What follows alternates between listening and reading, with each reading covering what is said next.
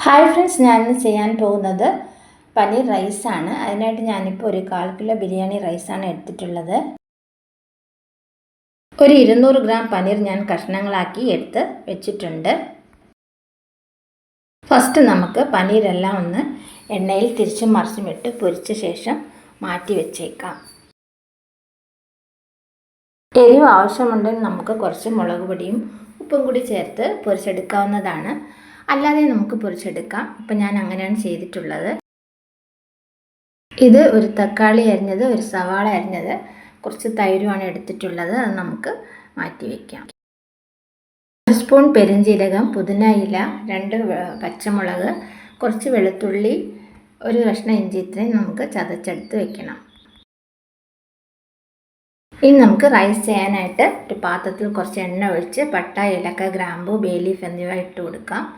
അതിനുശേഷം നമുക്ക് ചതച്ച് വെച്ചിരിക്കുന്ന പുതിനയിലയും പച്ചമുളകൊക്കെ ചേർത്ത് കൊടുക്കാം. പിന്നീട് നന്നായിട്ടൊന്ന് വഴറ്റിയെടുക്കണം. കൂടെ തന്നെ സവാള ഇട്ട് വഴറ്റി കൊടുക്കാം. ഇനി ഞാൻ ചേർത്ത് കൊടുക്കാൻ പോകുന്നത് പൊടികളാണ്.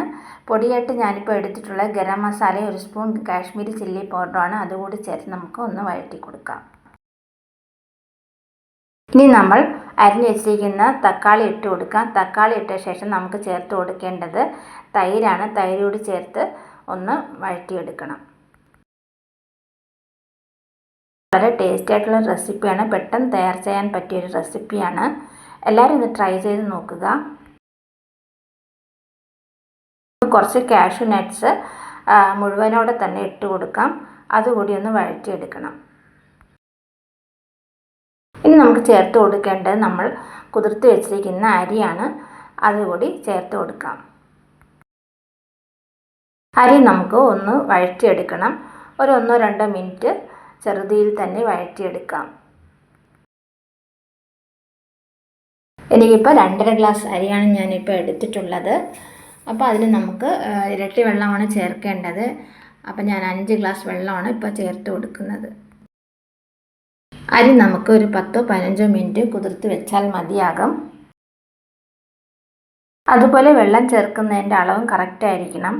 ഇനി നമുക്ക് കുറച്ച് ഉപ്പ് കൂടി ചേർത്ത് കൊടുക്കാം. മൂടി വേവിച്ചതിന് ശേഷം ഒരു 5-10 മിനിറ്റ് കഴിഞ്ഞിട്ടൊന്ന് തുറന്ന് നോക്കാം. അരി ഇപ്പോൾ അര വേവായിട്ടുണ്ട്. ഒന്ന് ഇളക്കി കൊടുക്കാം.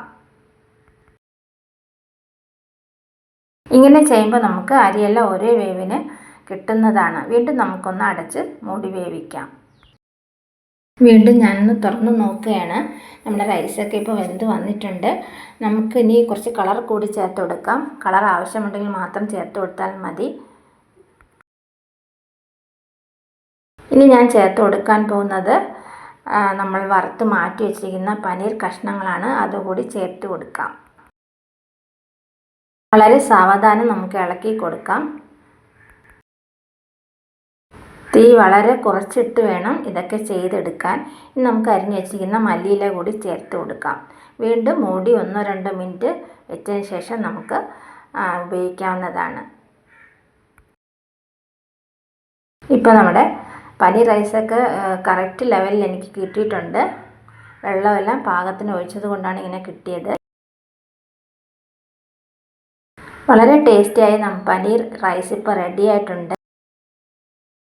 വീഡിയോ ഇഷ്ടമായി ലൈക്ക്, ഷെയർ ആൻഡ് സബ്സ്ക്രൈബ് ചെയ്യുക. അതുപോലെ നിങ്ങളുടെ കമൻറ്റ്സ് എന്നെ അറിയിക്കുക.